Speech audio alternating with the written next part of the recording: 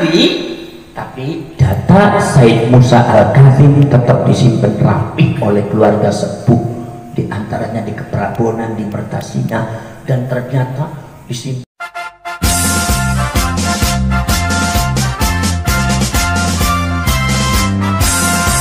Tanya kenapa itu hak kita sebagai bangsa Indonesia, tanya.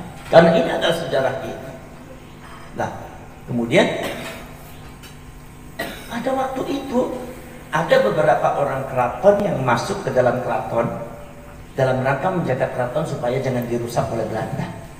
Itu keluarga keraton itulah yang dipaksa oleh Belanda menuliskan nasab data-data Sunan Gunung Jati harus Al-Azmat Khan, harus Ba'alwi. Sebetulnya tidak mau, tapi nanti kalau nggak mau ya dibunuh. Kalau nggak mau, maka Belanda akan mengadakan kerusakan di keraton. Demi untuk menjaga itu, maka ditulislah data nasab Asmat Khan atau Ba'alwi, tapi data Said Musa Al-Kazim tetap disimpan rapi oleh keluarga sepuh, di antaranya di Keprabonan, di Mertasina, dan ternyata disimpan juga ada di Ampel, bahkan ada yang ketemu di Belanda.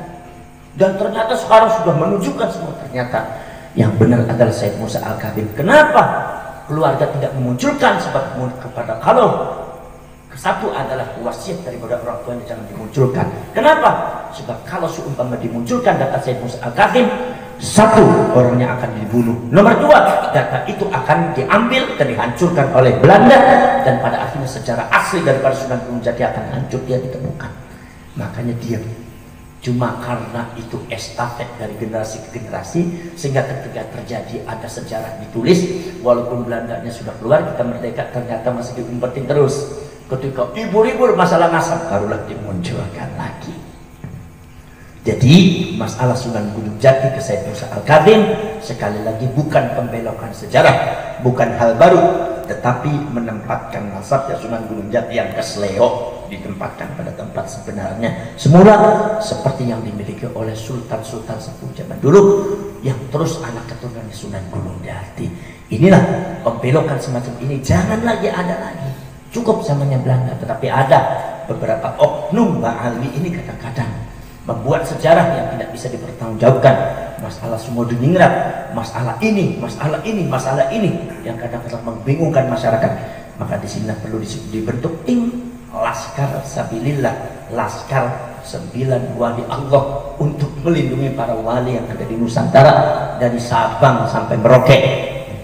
Ya, apalagi dulu itu disebutnya tanah Jawa. Tanah Jawa itu termasuk Aceh juga Jawa.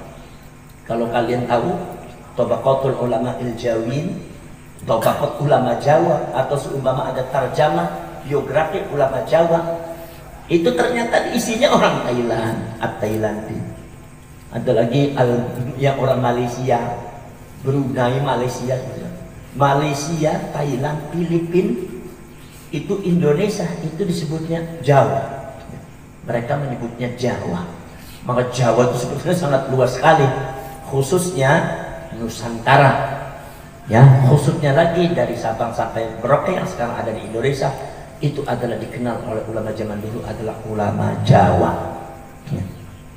Yang sekarang adalah sekalian ulama Nusantara Indonesia itu.